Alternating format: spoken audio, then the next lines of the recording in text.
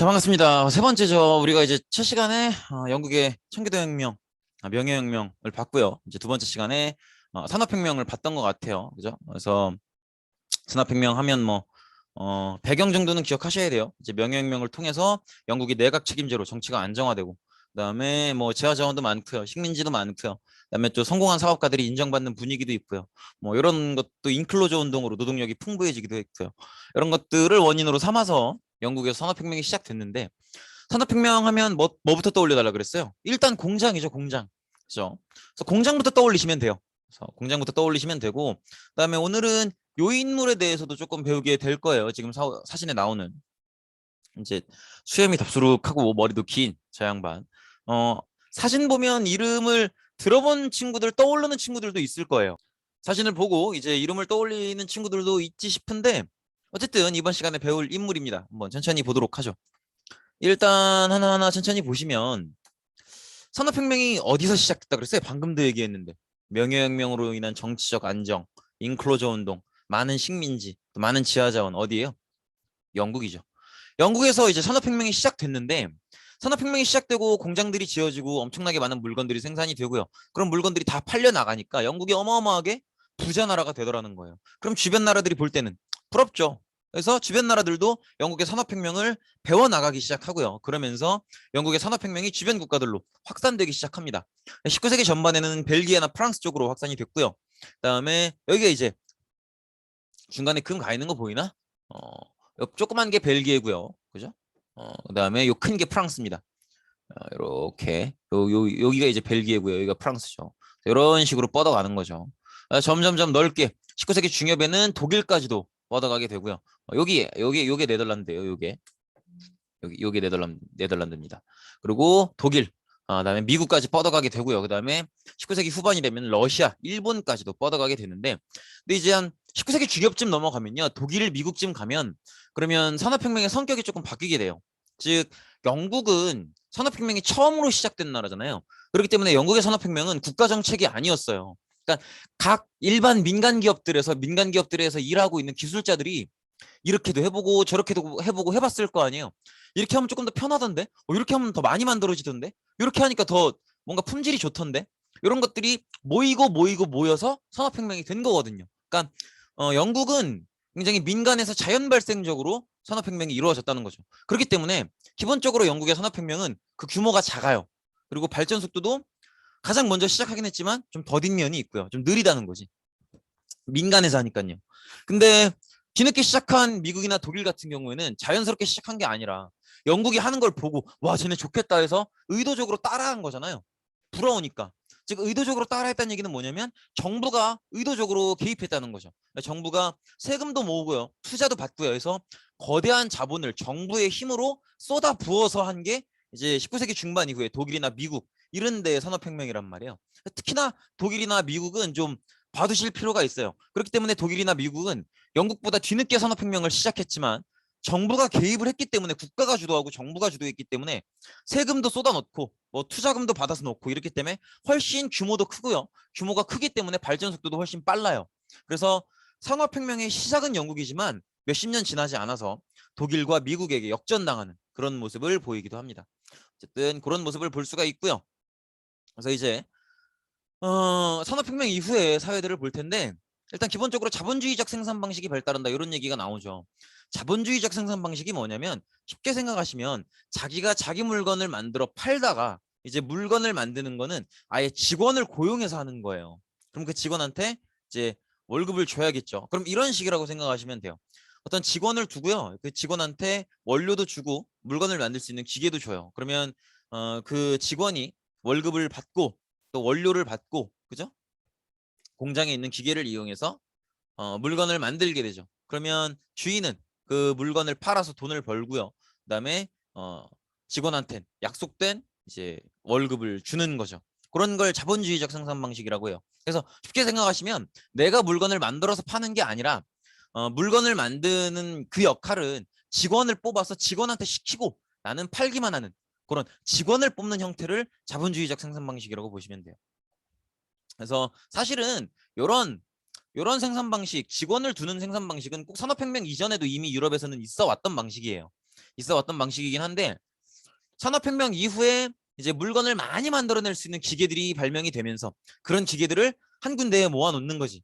그게 뭐예요? 그게 공장인 거죠. 그래서 공장에다가 물건을 만들 수 있는 기계들을 싹 모아놓고 그 다음에 뽑은 직원들을 싹 모아놓고 거기서 물건을 막 엄청나게 만들어내는 거죠. 이걸 이제 공장제 기계공업이라고 한다는 거죠. 그래서 이 공장을 가지고 있는 산업 자본가들은 더 많은 노동자를 고용을 합니다. 더 많은 기계를 사들이고. 왜겠어요? 물건을 어떻게 해서든 더 많이 만들려고 하는 거죠. 왜? 이 만드는 족족 팔리거든. 그러면 많이 만드는 만큼 내 돈이 늘어나는 거예요. 왜냐면 이때는 시작하는 시기이기 때문에 어떤 물건을 만들든 웬만하면 다 팔려요. 그러니까 무조건 많이 만드는 데만 집중하는 거지. 이해되시겠죠? 그래서 제품을 대량으로 생산하고 유통하는 그런 공장제 기계공업 그런 시스템들이 자리를 잡고요. 그럼 이제 그 공장이 있는 도시는 그 공장에서 일을 하는 노동자들이 살겠죠. 그럼 그런 도시들이 이제 이 공장이 잘 되면 옆에 공장이 또 하나 생기고 그래서 그 도시에는 공장이 막 여러 개가 있고 이런 공업 도시가 된다는 거죠.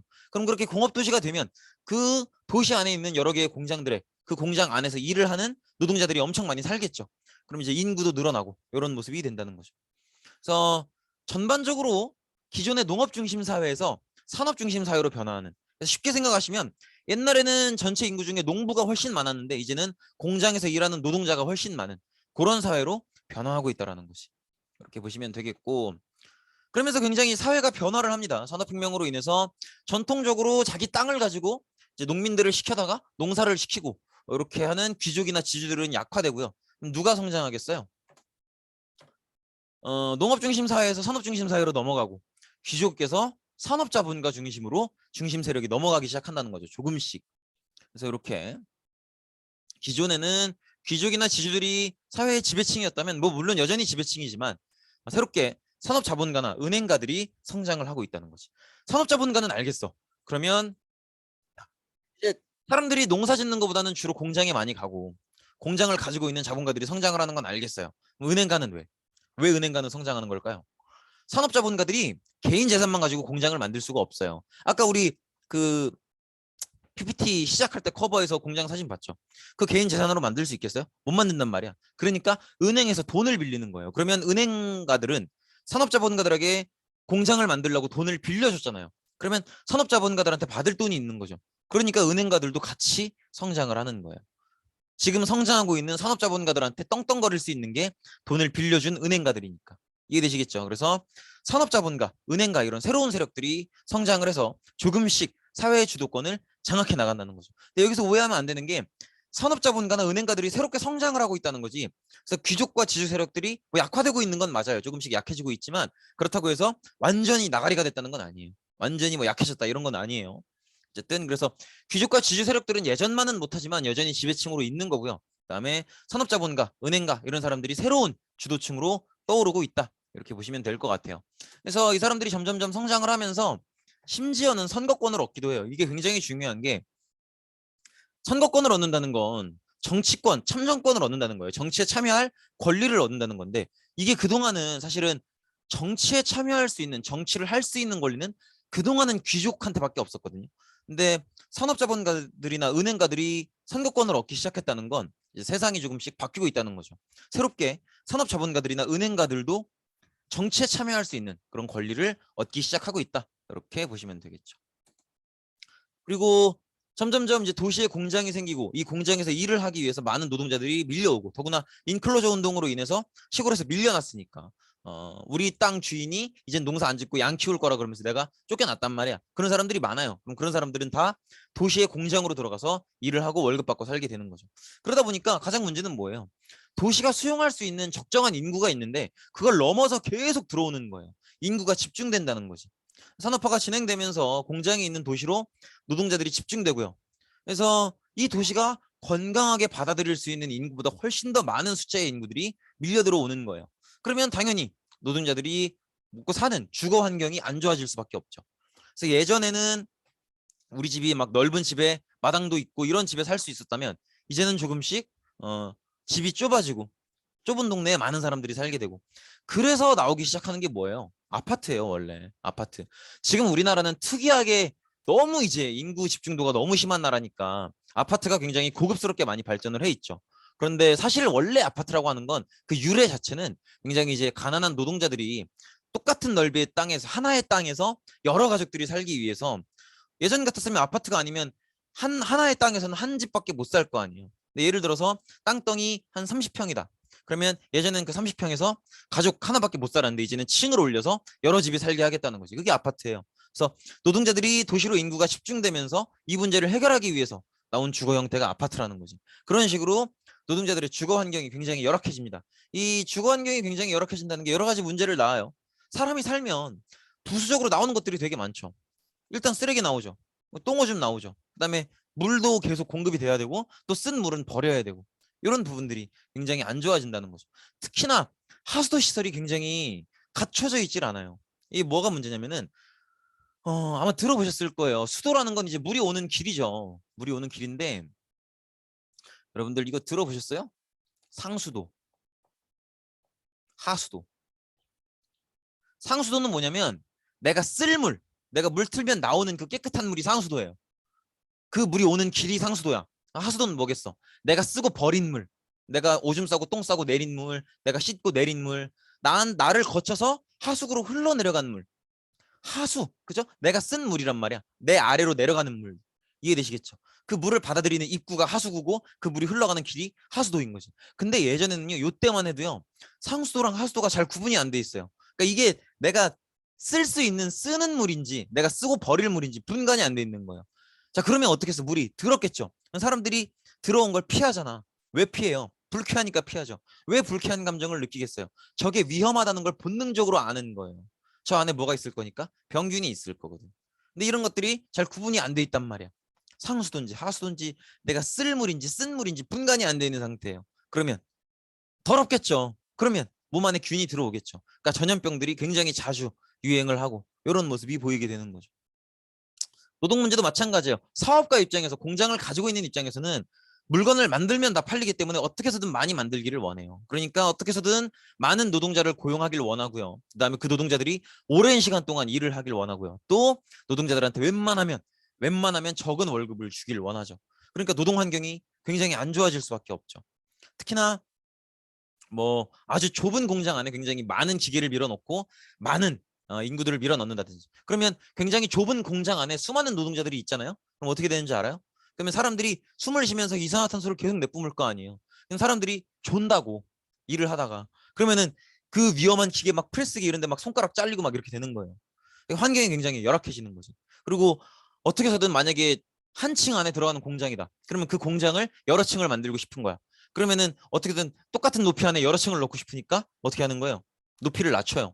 그러면 이제 노동자들은 허리도 못 펴고 들어가고 또 어떤 문제가 있었냐면은 여성 어린이들의 노동 문제가 있어요. 그 RC와에 갔다 온 친구들은 기억날 거예요. 우리 그 대한민국 역사박물관 갔을 때 어린이 특별 전시관이 있었죠. 거기에 보면은 굉장히 꼬맹이들이 막 공장에서 일하고 이런 사진들이 있었잖아요.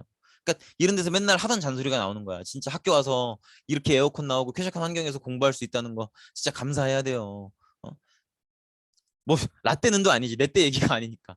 17세기, 18세기 이렇게 넘어가면요. 이제 여성도 마찬가지고 어린이들도 막 4살, 5살만 넘으면 막 공장 보내고 광산 보내고 막 이런단 말이에요. 특히나 여성들도 사실은 여성의 체력이나 근력으로 소화하기 힘든 일들을 무리하게 시키기도 하고 그래서 이런 문제들이 발생하고 있다는 거죠. 그래서 이런 자본가들이 어떻게 해서든 많은 노동자를 고용하고 월급은 조금 주고 물건은 많이 만들게 하려고 하는 많이 생산하게 하려고 하는 이런 자본주의 문제점들을 해결하려고 많은 노력들이 있게 돼요. 그래서 첫 번째로는 뭐냐면 러다이트 운동이라는 게 있어요. 러다이트 운동이라는 건 뭐냐면 공장의 기계를 파괴하는 운동이라고 하죠. 이게 이런 거예요. 기계가 성능이 좋으면요. 어, 똑같은 시간 안에 몇 명 없는 노동자로도 적은 노동자로도 많은 물건을 만들 수 있으면 좋은 기계인 거 아니에요? 그럼 이렇게 된단 말이야. 자, 어떤 기계가 1.0 버전일 때는 1시간에 20명의 노동자가 일을 하면 100개를 생산을 했어요. 근데 이걸 기술 개발을 해서 2.0을 만들었네. 요때는 이제 2명만 일을 해도 여기 1시간이야. 2명만 일을 해도 똑같은 1시간 안에 1000개를 생산을 해요. 이게 이제 기계의 발전 아니에요. 기계의 발전. 그러면 이게 이렇게 기계가 발전하면 노동자들이 좋아할까? 봐봐요. 20명인데 2명으로 줄었죠. 그럼 중간에 18명은 필요 없는 사람이 됐다고. 그럼 얘들은 어떻게 되겠어? 잘리겠죠. 이해되시겠죠? 이런 현상이 발생한단 말이에요. 그러면 이 18명 입장에서는 이 2.0 기계가 원수처럼 느껴지겠죠. 그렇기 때문에 이런 새롭게 개발되는, 그래서 많은 노동자를 필요 없게 만드는 그런 기계를 노동자들이 파괴하는 거예요. 왜? 내 일자리를 빼앗기게 만드니까. 이해되시겠죠? 그래서 공장의 기계가 자신들의 일자리를 빼앗는다고 생각해서 벌이는 기계 파괴 운동, 러다이트 운동이라는 운동이 있기도 했고요. 이런 이제 기계를 파괴하고 있는 모습들이 보이죠. 그다음에 노동조합을 결성하게 되는데 이제 내가 요구하고 싶은 것들이 있을 거 아니에요. 월급을 올려달라. 아니면 점심시간에 메뉴를 좀 진짜 좋은 걸로 좀 달라. 좀 일하는 시간을 줄여달라. 퇴근 좀 빨리 시켜달라. 야근 시키지 마라. 막 이런 것들을 요구하고 싶을 거 아니에요. 근데 그거를 만약에 나 혼자 가서 사장님한테 가고 사장님 저 월급 너무 적습니다. 지금 제가 10만 원 받고 있는데 20만 원 주십시오. 저 안 그러면 일 못합니다. 그럼 사장님이 뭐라 그러겠어요? 야 꺼져 이 새끼야. 너 아니어도 많어. 이렇게 얘기 나오겠죠. 그러니까 혼자 가서는 무슨 요구를 해도 먹히질 않는단 말이에요. 나 같은 사람 많으니까. 내가 그만두고 나가도 내가 잘려도 대신 일해줄 사람 충분히 많거든. 이해되시겠죠? 그런데 요거를 얘기하는 방식을 바꿔서 나 혼자 가는 게 아니라 우리 공장 직원들을 다 설득해서 공장 직원들을 한 번에 다 데리고 가는 거예요. 단체로 가가지고 사장님 저희 지금 50만 원 받고 있는데 이걸로 안 됩니다. 100만 원 올려주십시오. 그리고 퇴근 시간도 지금 저녁 8시 퇴근인데 이거 너무 늦습니다. 6시 퇴근으로 해주십시오. 안 그러면 저희 지금 직원들 다 와 있는데 공장 샷다 내립니다. 우리 아무것도 못합니다. 이렇게 해버리면 사장님 입장에서는 그 얘기는 들어줘야지. 왜냐면 공장을 다만 몇 시간이라도 샷다를 내려버리면 끊어버리면 자기한테는 엄청난 손해거든. 그 시간 동안 만들 수 있는 물건들을 못 만드는 거고 못 파는 거니까. 이해되시겠죠? 그래서 노동자들이 요구하고 싶은 게 있으면 혼자 얘기할 게 아니라 팀을 짜서 같이 가자. 이게 바로 노동조합이죠. 그래서 이렇게 노동자들이 자본가에게 근로조건을 좀 더 낫게 만들어 달라 이렇게 개선 등을 요구하기 위해서 팀을 결성하는 게 노동조합이라고 보시면 되겠습니다. 그래서 자본가에 저항을 하는 거죠. 그리고 이런 기본적인 자본주의 문제점들이 산업혁명 이후에 많이 보인단 말이에요. 그래서 이 문제가 왜 발생하는가를 깊이 연구하고 또 해결하기 위해서 고민했었던 사람이 바로 칼 마르크스라는 인물입니다. 어떻게 생겼는지는 아마 예상이 되시죠? 아마 되실 것 같아요. 사진을 여기다 안 놨나 보다. 그죠? 뒤이어서 나올 겁니다. 칼 마르크스는요. 여러분들이 기억하시는 그 이번 PPT 커버에 있었던 그 인물 맞아요. 자본주의의 문제점을 지적하는 지금 오른쪽에 보이는 책 다스 캐피탈 요거요 요거 요 책이에요 요 책 다스 캐피탈 자본론이라는 책이에요. 그래서 칼 마르크스 이렇게 돼 있죠. 이 책을 써서요 자본주의 사회의 문제점과 그 원인이 무엇이냐를 밝혀내요. 그게 바로 이제 칼 마르크스가 생각하는 자본론에 썼었던 자본주의의 문제점이 지금 저거예요. 자본주의 사회는 산업자본가가 공장과 같은 생산수단을 독점하기 때문에 여러 문제가 생기는 거다. 이렇게 얘기를 해요. 즉 산업자본가가 생산수단을 독점하기 때문에 여러 가지 사회 문제점이 생긴다. 이렇게 얘기를 하는 거죠. 그래서 이 문제를 해결하려면 노동자가 혁명을 일으켜야 된다라고 주장을 합니다. 이게 말이 조금 어려울 수 있어요. 사진 넣어놨네. 이 양반이죠. 칼 마르크스. 자, 요걸 조금 더 해석해 보면 자본주의라고 하는 건 기본적으로 자본이 생활의 중심이 되는 걸 자본주의라고 해요. 그래서 내가 만든 물건이나 내가 하는 서비스를 팔아서 다른 사람들에게 팔아서 그 사람이 낸 돈, 그 돈을 벌어서 그걸로 먹고 사는 게 자본주의죠. 무엇이 문제냐? 칼 마르크스가 지적했던 문제점은 특정 몇몇의 자본가들이 생산수단을 독점한다는 거예요. 즉 공장을 소유하고 있다는 거죠. 그러면 이 자본가가 공장을 가지고 있기 때문에 이 공장에서 생산되는 물건의 생산 그리고 판매 이익을 독점하게 되고요. 노동자의 임금은 고정되게 되어 있죠. 그렇기 때문에 자본가는 갈수록 부유해지고요. 노동자는 갈수록 가난해진다는 거죠. 이게 즉 칼 마르크스가 얘기하는 자본주의의 가장 근본적인 문제점은 빈부격차예요. 빈부격차. 뛰어넘을 수 없는 4차원의 빈부격차가 생긴다는 건데 이 빈부격차가 생기는 원인이 이거라는 거지. 근데 이게 조금 이렇게만 읽으면 물건의 생산 및 판매의 이익을 독점하고 그래서 자본가는 갈수록 부유해지는데 노동자는 임금 소득이 고정되어 있기 때문에 갈수록 가난해진다. 이 말이 조금 복잡할 수 있어요. 근데 이거를 어떤 식으로 보시면 되냐면 자 이렇게 생각하시면 돼요. 자 이분 누군지 아세요? 이거 가지고 설마 내가 막 모욕을 하고 그런 게 아닌데 초상권 어쩌고 얘기하진 않겠지? 삼성전자의 이재용 부회장입니다. 지금 회장으로 올라갔나? 근데 사장님이라고 칩시다. 근데 이 사장님이 사장님이니까 공장을 가지고 있겠죠. 공장을 가지고 있어요. 그리고 이 공장에서는 요게 갤럭시 S22예요. 21인가? 자, 이 공장에서는 갤럭시 핸드폰을 생산을 합니다. 자, 그럼 보면 사장님이 가지고 있는 돈으로 공장을 짓고 사장님의 돈으로 원료를 사서 사장님의 돈으로 노동자들한테 월급을 줘서 핸드폰을 만들어요. 그러면 이렇게 만들어진 핸드폰은 몇 대를 만들든 1000대를 만들든 10,000대를 만들든 누구 거예요? 사장님 거란 말이야. 이해되시겠죠? 근데 이 핸드폰을 한 대 팔면요 수익이 10,000원이 남아요. 자, 그러면 한 대 팔아도 수익을 얻는 건 사장님이죠. 7월에 100대를 팔았어. 그럼 사장님의 수익은 100만 원이 되겠죠. 근데 8월 달에 1000대를 팔았네. 인기가 많아서. 그럼 사장님의 수익은 10배로 뛰죠. 1000만 원이 되는 거죠. 근데 중요한 건 뭐예요? 지금 사장님은 사장님 돈으로 공장도 지었고 원료도 샀고 노동자들 월급도 주지만 이 핸드폰을 실제로 만들고 있는 건 누구예요? 노동자들이란 말이에요. 이해되시겠죠? 사장님은 사장님 돈으로 공장을 짓고 원료를 샀고 또 노동자 월급을 줘서 핸드폰을 만들기 때문에 만들어진 모든 핸드폰이 다 사장님 거예요. 그렇기 때문에 사장님이 지난달보다 10배 더 팔았으면 사장님의 수익도 10배가 늘어나는 거지. 더 벌게 되는 거예요. 하지만 노동자들은 어때요? 어, 이거는 그냥 제가 무서워서 어쨌든 노동자들은 어때요? 지난달에 100대 팔고 이번 달에 1000대 즉 10배 더 팔았기 때문에 남는 이익도 10배다. 이건 사실 사장님 얘기고 왜냐면 만든 핸드폰이 다 사장님 거니까. 이건 사장님의 얘기고 노동자들은 월급 받고 일하는 거잖아요. 그러니까 뭐 상여금이나 이런 게 조금 들어올 수는 있겠지만 지난달에 비해서 판매량이 10배 늘어났다 그래서 노동자들의 월급이 10배 느는 게 아니라는 거죠. 노동자들의 월급은 그대로예요. 몇 달에 뭐 몇 월에 몇 대를 팔건. 이해되시겠죠? 이게 뛰어넘을 수 없는 빈부격차를 만든다는 거지. 그래서 칼 마르크스가 얘기했던 문제점의 핵심은 바로 이거예요. 공장도 원료도 노동자들 월급도 다 사장님이 주는 거니까 만들어진 모든 물건이 다 사장님 거예요. 그렇기 때문에 사장님 거인 물건을 팔아서 돈을 버는 거기 때문에 사장님은 물건을 파는 만큼 고스란히 돈을 벌어요. 그래서 10배 더 팔았으면 10배 더 벌어. 그런데 노동자들은 정해진 월급을 받고 일을 하는 거기 때문에 뭐 일만 더 힘들지 뭐 10대를 팔든 100대를 팔든 1000대를 팔든 10배가 늘었든 몇 배가 늘었든 월급이 늘지 않는단 말이야. 그러니까 이게 극복 불가능한 빈부격차의 원인이라고 얘기를 하는 거죠.